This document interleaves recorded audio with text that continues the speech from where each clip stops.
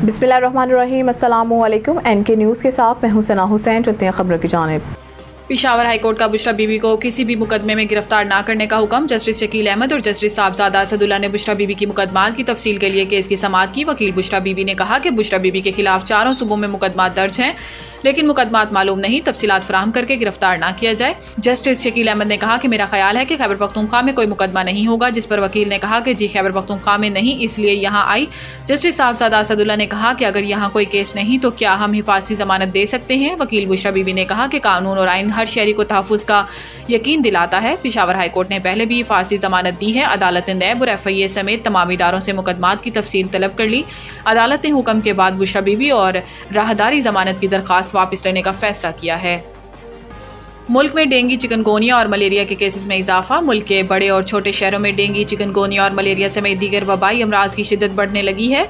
हुकाम ने बताया कि गुज़िश्ता चंद हफ्तों में डेंगू और चिकनगोनिया के केसेस में गैर मामूली इजाफा देखने को मिला है और अस्पताल मरीजों से भर गए हैं। महकमा सेहत के हुकाम के मुताबिक सूबे भर में मलेरिया के केसेस में मुसलसल इजाफा हो रहा है और जनवरी से अक्टूबर तक सिंध में मलेरिया के 2,49,151 केसेस सामने आए हैं। तर्जुमान महकमा सेहत के मुताबिक कराची से मलेरिया के 1,976 केस रिपोर्ट हुए। हैदराबाद डिवीजन से मलेरिया के 1,19,293 और लाड़काना से 55,294 केस सामने आए। हुकाम का बताना है कि मीरपुर खास से मलेरिया के 33,953 केस, शहीद बेनज़ीराबाद से 20,858, जबकि सखर से मलेरिया के 17,777 केस रिपोर्ट हुए।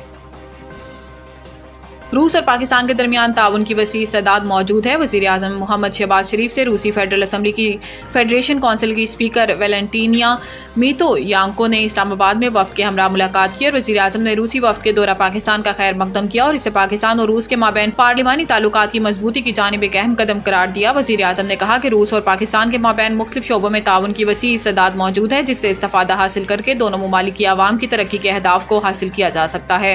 वज़ीर आज़म ने मुलाकात में मजीद कहा कि दिसंबर 2024 में मुनक्किद होने वाले पाकिस्तान और रूस मुश्तरका कमीशन का इजलास दोनों ममालिक के माबैन ताउन को वसअत देने का अहम मौका साबित होगा। इजलास में दोनों ममालिक के माबैन तिजारत और सरमायाकारी के फ़रोग़ के लिए बैंकिंग चैनल्स की मंजूरी और पाकिस्तानी और रूस के माबैन मईशत, तिजारत और सरमायाकारी की एक जामिया रोड मैप की तश्कील पर भी गुफ्तगू हुई।